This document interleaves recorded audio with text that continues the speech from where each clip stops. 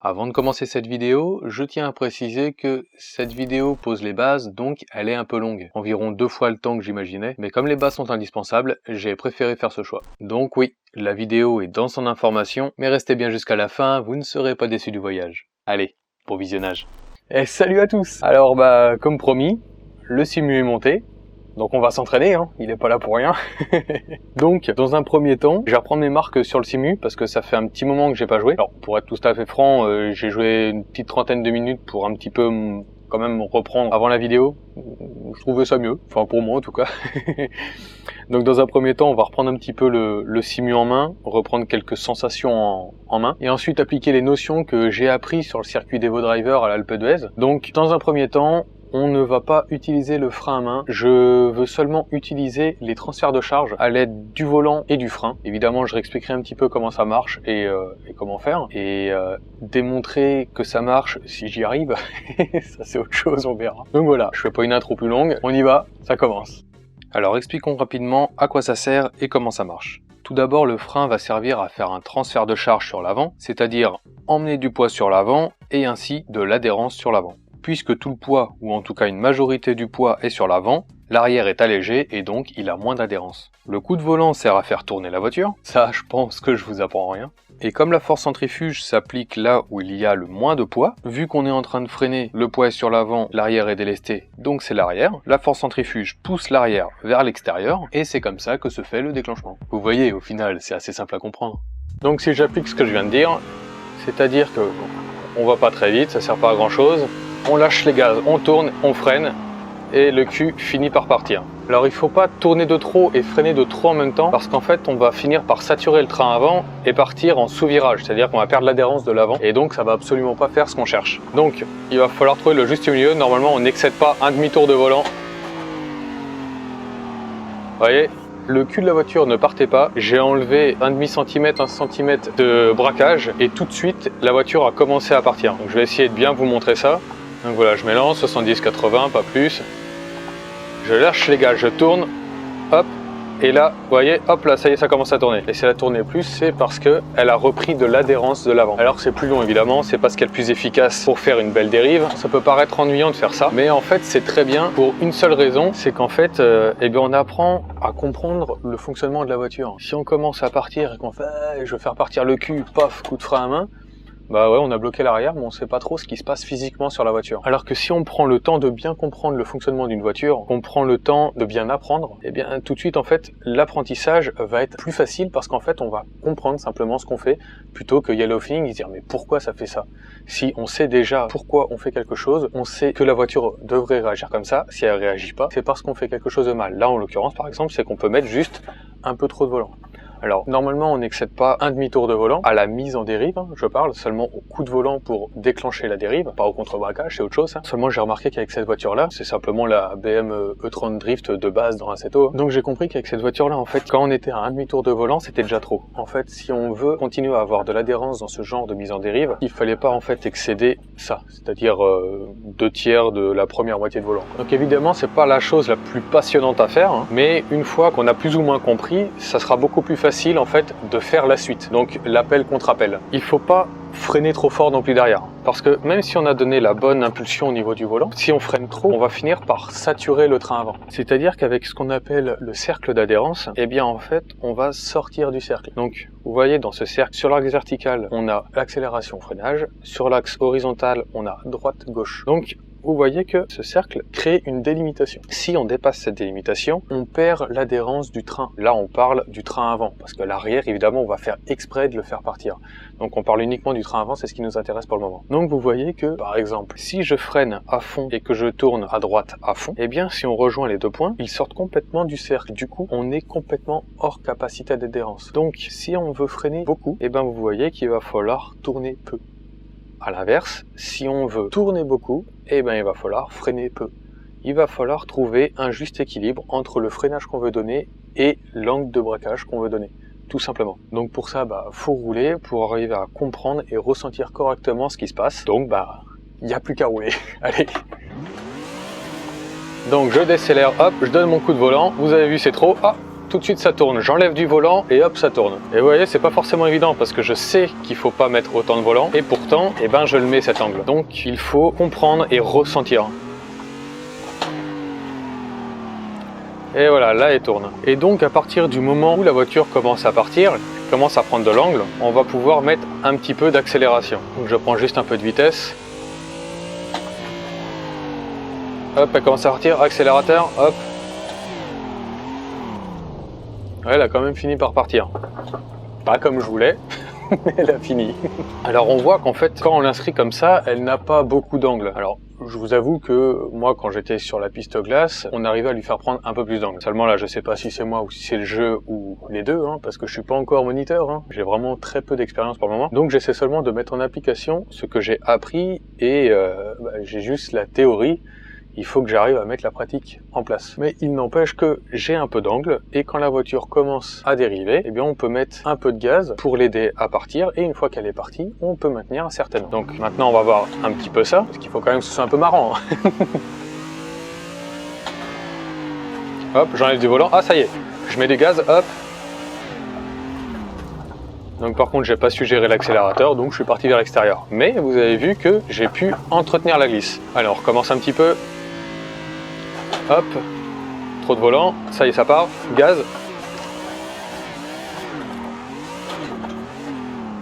Et voilà, vous avez vu, ce coup-ci j'ai pu l'entretenir sans partir dans l'herbe. Donc c'est faisable. Alors on recommence encore quelques fois.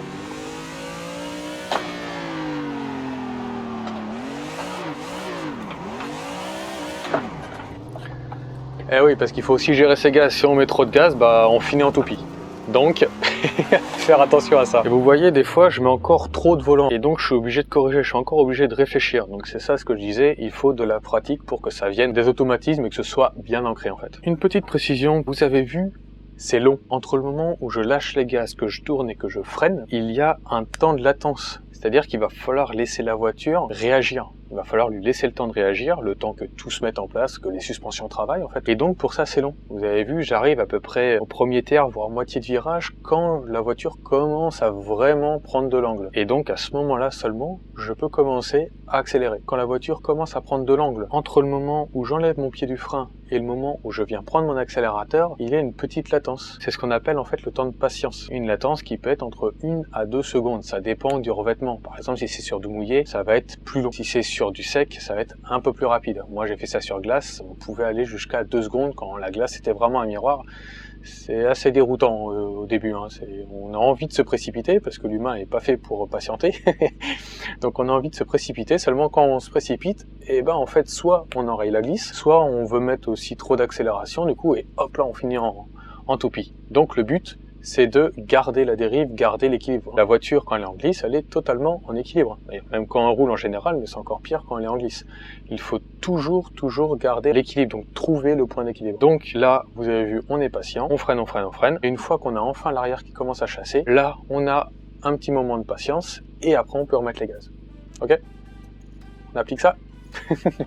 J'ai laissé le petit truc là exprès, la petite jauge. Ça vous permet aussi de voir ce que je fais au niveau des pieds si vous ne voyez pas assez sur la caméra, ce qui ne m'étonnerait pas vu l'angle. Là ça commence, hop, ça y est, j'accélère. J'ai pas su gérer les gaz et j'ai contrebraqué un peu trop tôt, donc j'ai complètement enrayé la glisse, mais le moment où j'ai accéléré, lui, était pas mauvais. Petite précision sur le freinage, qui en fait est une très grosse précision que j'aurais peut-être dû dire dès le début, c'est qu'on va utiliser ce qu'on appelle le freinage dégressif. Donc quand on va prendre les freins, on va prendre assez fort, aussi fort qu'on le puisse évidemment, toujours chercher cet équilibre entre le freinage et le volant, et plus on en arrive vers le milieu du virage, en fait plus on va commencer à perdre de vitesse, plus on va soulager son pied. Donc soulager le frein pour en fait éviter le blocage de roue. Et donc éviter d'enrayer la glisse à cause d'un sous-virage.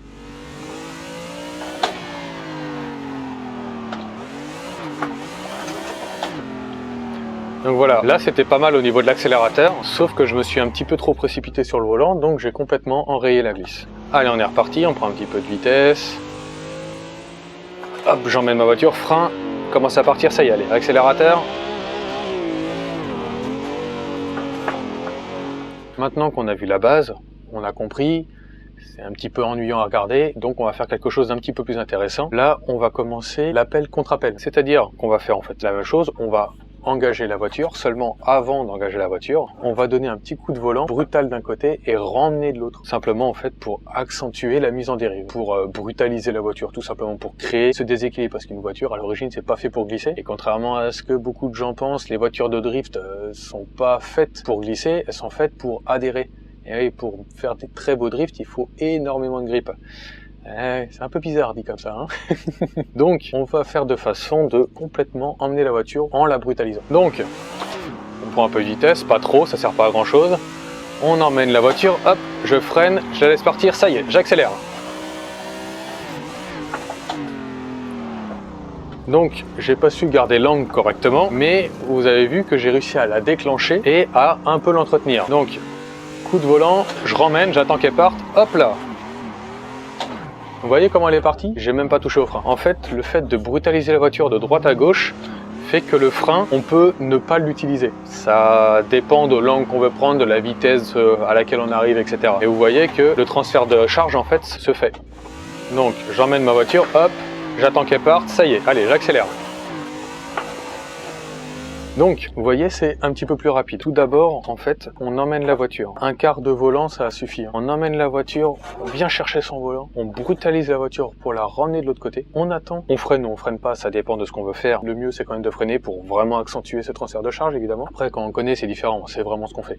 Là, n'hésitez pas à freiner, comme ça, vous restez dans le même thème qu'avant. Donc, vous emmenez la voiture d'un côté, vous mettez votre pied sur le frein pour accentuer le transfert de charge, que vous ayez beaucoup de poids sur l'avant, beaucoup d'adhérence du coup, pour la ramener brutalement de l'autre côté. Vous attendez qu'elle parte tout en soulageant votre pied du frein. Et une fois que la voiture a commencé à partir, vous avez ce temps de patience entre le moment où on lâche le frein et le moment où on prend l'accélérateur. Et une fois que vous avez le bon timing, vous pouvez emmener la voiture. Donc il va falloir emmener la voiture avec quoi? Avec les yeux. Et oui, le regard est ultra important. Je ne sais pas si vous faites de la moto, du ski ou autre, vous savez qu'en fait, dans toutes ces disciplines où on prend un peu de vitesse, on va là, on regarde. En moto, c'est flagrant. Si on va d'un côté, et ben, même si on ne veut pas forcément y aller, qu'on veut juste regarder, ben, hop là, ça nous emmène. Et ben, en voiture, c'est pareil. C'est vrai que c'est un peu moins flagrant. Mais en voiture, c'est exactement pareil. Donc, si vous voulez aller à un endroit, il faut regarder à cet endroit et pas à côté. Ok? On est parti. Voilà, donc, j'emmène la voiture, hop. Elle est en train de partir, allez j'accélère. Je vais aller là-bas, je regarde toujours à l'endroit où je vais aller. Bon là j'ai lâché le volant donc j'ai tout enrayé, mais je voulais vous montrer. Je prends mon virage, appel, contre-appel, frein, je regarde, la voiture commence à partir, hop, je l'aide un peu, elle avait du mal, tac.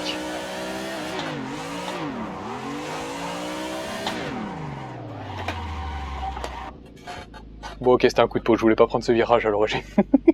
Donc là, la voiture a eu du mal à commencer à s'inscrire en fait. Donc je l'ai aidé en accélérant un petit peu plus, sinon on n'allait pas partir. L'accélérateur, ça peut aider. Uniquement engager une glisse à l'accélérateur, c'est pas ce qu'il y a de mieux à faire, surtout pour commencer à apprendre. Parce qu'en fait, quand on fait ça, quand on accélère, on est d'accord, depuis tout à l'heure, je vous dis de freiner. Donc on met du poids sur l'avant, donc de l'adhérence. Le problème, c'est que si on engage une glisse en accélérant, eh ben en fait, quand on accélère, on fait ça.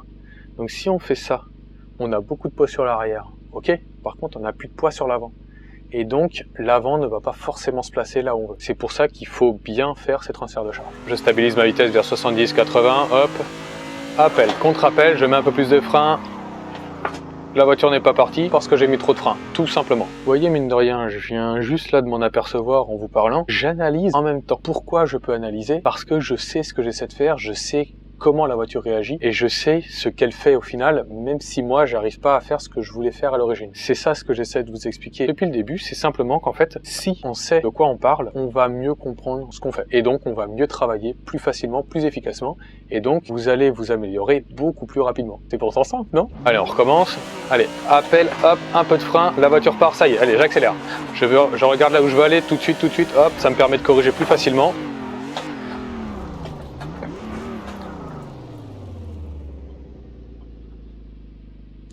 Bon, ça me permet de corriger plus facilement. Je n'ai pas dit que j'arrivais totalement à corriger.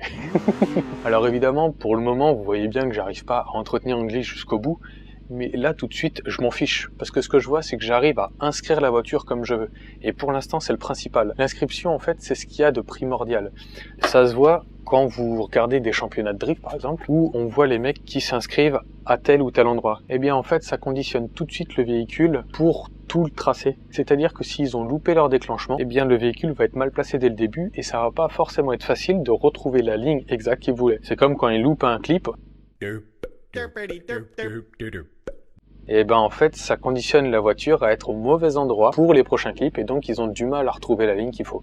C'est exactement pareil. Donc pour le moment là, en fait, on est plutôt en train de travailler le déclenchement et c'est pas forcément quelque chose de facile contrairement à ce qu'on pense.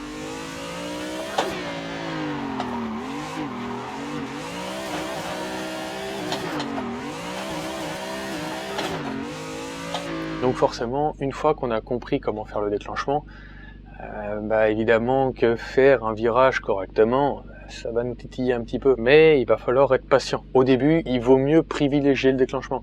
C'est-à-dire que si vous arrivez à faire un beau déclenchement mais que vous n'arrivez pas à entretenir la glisse comme vous le voulez, c'est pas très grave. Par contre, si vous arrivez à tenir une ligne correctement mais que vous n'arrivez pas à vous inscrire exactement où vous voulez, en fait, au final, c'est peut-être un peu plus grave parce qu'en fait, ok, vous restez sur la route, vous faites des belles dérives et tout, mais vous savez pas où vous êtes. Vous n'arrivez pas à diriger correctement votre véhicule.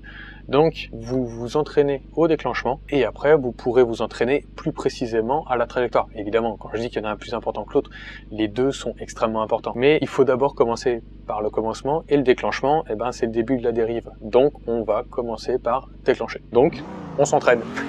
Alors bien évidemment, vous avez sûrement dû le remarquer aussi, si je donne un appel léger, en fait, la voiture va partir beaucoup moins vivement.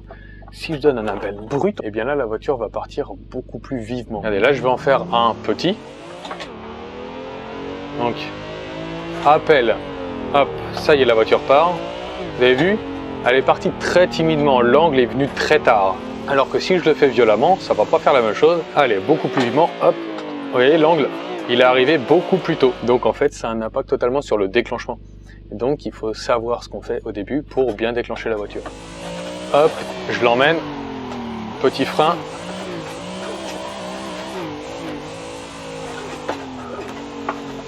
Allez, je l'emmène violemment, tac. Vous voyez, l'angle est déjà là.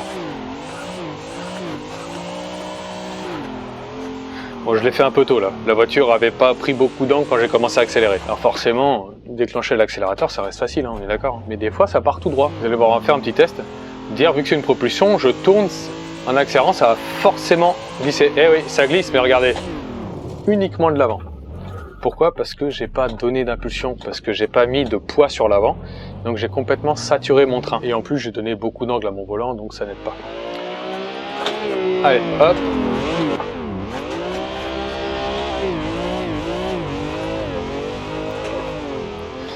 Le déclenchement fut rude, j'avais les roues arrière dans l'herbe.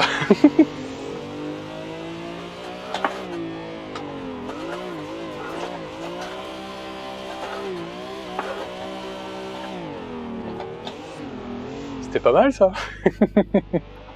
Allez, appel, frein, vous avez vu, j'ai donné un tout petit coup de frein, la voiture elle est partie directement.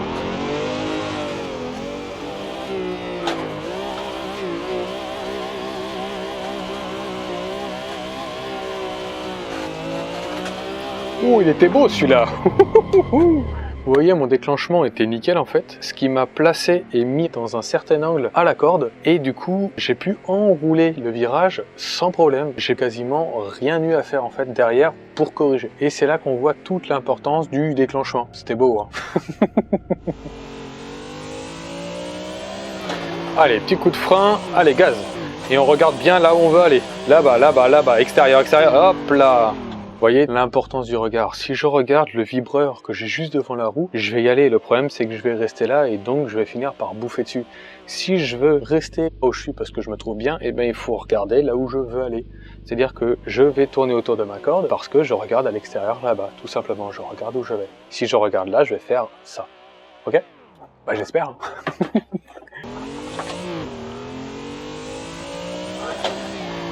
Allez, gaz. Ça y va, ça y va, ça y va. Ça y va, hop, regarde là-bas, là-bas, là-bas, extérieur, extérieur, extérieur, hop là. Comme quoi le regard. Alors bien évidemment, le regard, c'est pas forcément ce qu'il y a de plus naturel à faire. Au début, on va pas forcément y penser parce qu'on va être concentré sur son frein, sur son volant, sur ses gaz et sur le regard aussi. Mais quand on ne fait qu'apprendre et qu'on doit être concentré partout, forcément, c'est beaucoup plus compliqué. Donc ne soyez pas déçus si vous n'y arrivez pas. Continuez, c'est tout. Ça va venir au fur et à mesure avec la pratique et vous allez finir par y arriver. Vous avez vu là ce que j'arrive à faire. Alors, il y a un peu de chance du débutant, mais pas que. Parce que au tout début, que j'ai commencé la vidéo, voilà, je sais pas, à peu près 1 heure maintenant, eh bien, je ne pouvais pas faire ça. Là, je commence à prendre mes marques sur le simulateur, sur la voiture elle-même, sur le circuit aussi, et bah, tout de suite, ça va beaucoup mieux. Allez, on prend un peu de vitesse, hop, le petit coup de frein, accélérateur quand il faut. Là, j'ai donné trop de coups de gaz. Alors, j'en ai pas trop parlé, mais l'accélérateur, il faut éviter de donner vraiment trop de coups de gaz. Il vaut mieux rester plus ou moins constant. Allez, accélérateur, frein, hop. J'ai mis un peu trop de volant, du coup, j'ai un peu saturé le train avant. Allez, ce coup-ci, on fait exprès. On continue un peu. Allez, je vais aller de l'autre côté. Ah, j'ai pas réussi. Bon, on est reparti alors. Allez, hop. Voilà, là c'est bien placé. Non, il n'y a plus qu'à travailler. Presque, hein. Vous voyez mine de rien la différence entre les 2 derniers virages. Un où en fait elle s'est placée lentement, elle a commencé à glisser de l'avant parce que j'ai mis trop de frein. L'autre elle était extrêmement vive parce que j'ai mis juste ce qu'il fallait. Et ouais, c'est pas parce qu'on met beaucoup de frein qu'on met beaucoup de poids sur l'avant. Des fois on en met en fait simplement trop. Et ouais, parce que si on bloque l'avant en fait, eh ben, on enlève tout le poids sur l'avant. Donc en fait on a complètement cassé ce qu'on était en train d'essayer de faire. Allez. Hop, juste ce qu'il faut, hop, je regarde là où je veux aller. Ça c'était beau. Allez. Bon, on va rester sur cette victoire, ça me convient tout à fait comme fin de vidéo. Alors bien évidemment que je vais jouer un petit peu hors caméra. J'ai envie de jouer, donc forcément je vais en faire un peu. Je vais éviter d'en faire de trop, je vais m'entraîner un petit peu plus, mais je vais éviter d'en faire de trop. Ce que je voudrais en fait, c'est que on évolue ensemble, que vous voyez mon évolution et donc comment faire pour évoluer. Pas juste moi c'est pas ça. C'est voir mes fautes et que vous puissiez apprendre de mes fautes et des explications que j'ai par la suite. Ne vous inquiétez pas, au début ça va être dur, forcément, c'est normal, mais une fois que vous allez comprendre le mécanisme, et ben tout de suite vous allez faire « Ah, ça y est, d'accord, là je comprends, là j'ai mis trop de volant, j'ai mis trop de frein, pas assez de gaz, etc. » Donc soyez patient, soyez méthodique, vous avez vu ce que j'ai fait, au début j'y arrivais pas, je suis resté simplement sur du frein volant, j'ai pas voulu mettre beaucoup de gaz, des gros freins à main pour déclencher, ça sert à rien, il faut commencer par le début. Et une fois que vous allez arriver à faire ce cheminement, vous allez voir, ça sera beaucoup plus simple pour vous. Donc évidemment, par la suite, on verra quand même les déclenchements à l'accélérateur, on verra certaines subtilités de ce genre de déclenchement, on verra le déclenchement au frein à main forcément, et aussi au clutch kick. J'ai vu qu'on m'en avait parlé dans les commentaires de la vidéo de mon simulateur dynamique. Donc oui, c'est important de savoir tout faire en fait, pas uniquement un truc, ça. Le mieux c'est de comprendre tout. J'espère que d'ici la fin du confinement, je refais pas mal de choses comme ça. Bon, en tout cas moi pour ma part, je vais continuer donc un peu à m'entraîner. Je vais un petit peu peaufiner pour passer plus facilement à la prochaine vidéo à autre chose. Et puis pour me faire plaisir aussi, hein, après tout, c'est quand même là pour ça. Eh bien j'ai plus qu'à vous dire à plus tard pour la prochaine vidéo. N'oubliez pas de liker et de commenter si vous avez apprécié la vidéo. Et bien sûr, pensez à vous abonner. Allez, à plus tard pour la prochaine vidéo. Ciao! Bon, comme on n'est plus à 1 ou 2 minutes près dans cette vidéo, je vais vous faire un petit point sur la manière dont on va sortir les vidéos de cette série. Celle-ci m'a donné pas mal de fil à retordre parce que j'ai eu beaucoup de nouveautés, de problèmes de compatibilité logicielle, de problèmes de matériel, de capacité de matériel, donc ça m'a pas vraiment simplifié les choses. Et comme là la fin du confinement touche à sa fin pour moi, je vais bientôt reprendre la formation, donc forcément c'est elle qui passe en priorité. Je pense que ça paraît logique. Et comme je veux vous faire des vidéos de qualité, ou en tout cas de la meilleure qualité que je peux vous faire, et bien pour ça je ne vais pas m'imposer de rythme pour les vidéos. Ce que je veux c'est vraiment qu'elles soient faites comme j'ai envie, de la meilleure qualité que je peux faire. Donc ça prendra peut-être un peu de temps, mais au moins j'aurai réussi à vous partager mon expérience comme je le veux, et comme je pense être au mieux pour que vous puissiez apprendre. Je pense vous avoir tout dit... Ah non, oui c'est vrai.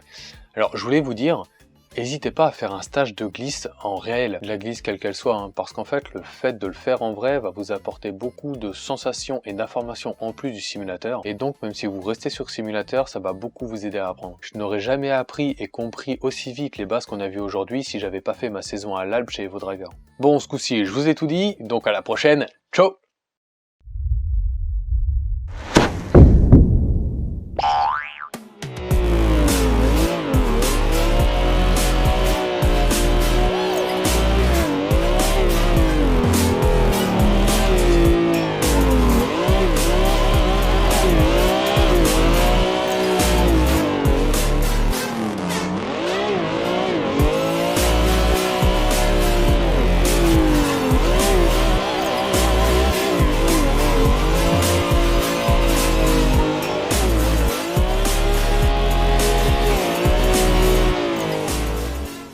aussi me suivre sur la page Facebook.